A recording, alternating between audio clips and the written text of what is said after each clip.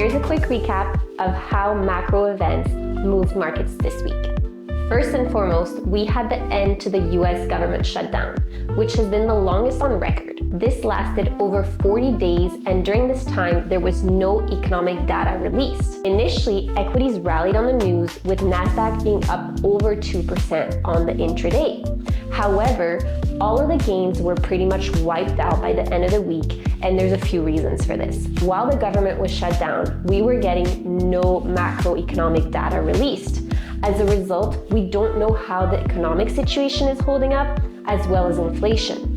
So investors are going to be wary, and they're going to be worried of how the economy is keeping up. Second thing that happened this week is that we heard from Federal Reserve members, and unfortunately, they were a lot more hawkish than the market expected. The market was expecting a 67% chance that the Fed would be cutting rates in December.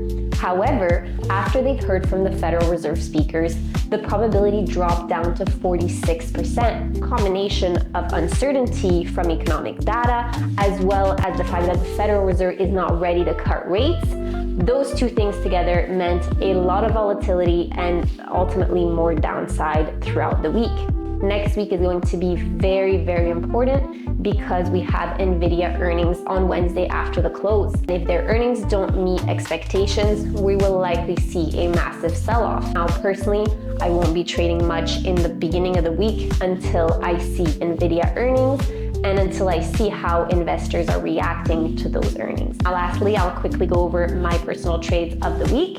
Luckily, I did buy call options on Palantir, NVIDIA, and the QQQ the Friday before the announcement was made. So I was able to cash out over a $4,000 gain on those options on the Monday. I didn't hold anything else for the week because I saw the high volatility and there's a lot of good news. This is usually a good time to take profit. In all transparency, I did end up trying to buy the dip on Oracle by buying call options because of the fact that it had closed the gap. Unfortunately, it didn't work out. I'll be back next week to give you an update on what the NVIDIA earnings look like and what we can expect for the short term.